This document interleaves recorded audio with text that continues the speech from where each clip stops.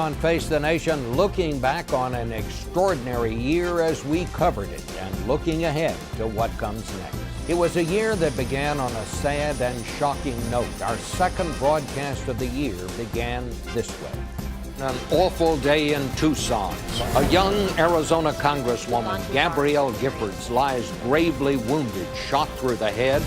Giffords would survive but continues a long rehabilitation. The end of January was the beginning of an onslaught of foreigners. Today on Face the Nation, Egypt in crisis. Across the Middle East, demonstrators took to the streets as one regime after another fell. Mubarak left Egypt. Gaddafi would die in Libya. These winds of change that are blowing, I think that I would be a little less cocky in the Kremlin with my KGB cronies today if I were Vladimir Putin. By the middle of March, attention shifted to another unimaginable story. Japan was overwhelmed by a triple disaster. First an earthquake, then a tsunami, and a meltdown at one of the country's nuclear reactors. And then the biggest news of all. Today on Face the Nation, Osama bin Laden is dead. What next for the war on terror?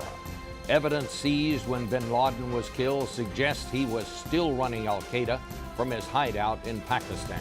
In a bizarre turn of events back home, a New York congressman named Anthony Weiner had to resign after sending out inappropriate pictures of himself in his underwear to young women. By then, politics was heating up and the economy became the story in a way none of us wanted to hear. Bad just got worse. Now what? It is an embarrassment, and that's just the half of it. U.S. securities are no longer the safest place to invest your money. Newt Gingrich announced for president, and when he tried to explain a $400,000 bill at Tiffany's Jewelry, the late-night comics had a field day. It looked like his campaign was over, but he recovered and goes into the Iowa caucuses as one of the favorites.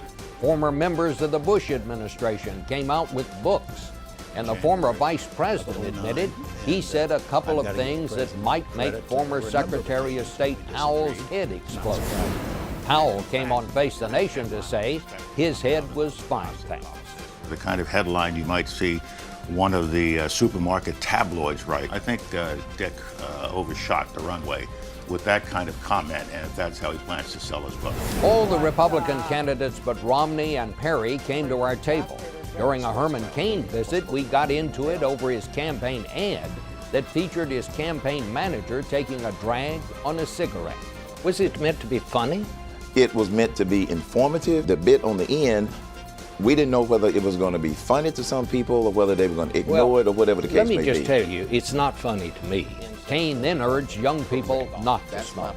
And it's not a cool thing to do. It is not a cool thing to do. The campaign rolled on with first one, then another candidate climbing to the top of the polls. Congress didn't accomplish much of anything except record low approval ratings. And most of the problems we had at the beginning of the year are still with us. With a year like that, how could anyone predict what next year will bring? Oops. Not to worry, we'll try as we bring together our correspondents to review the past and look to the future, because this is Face the Nation.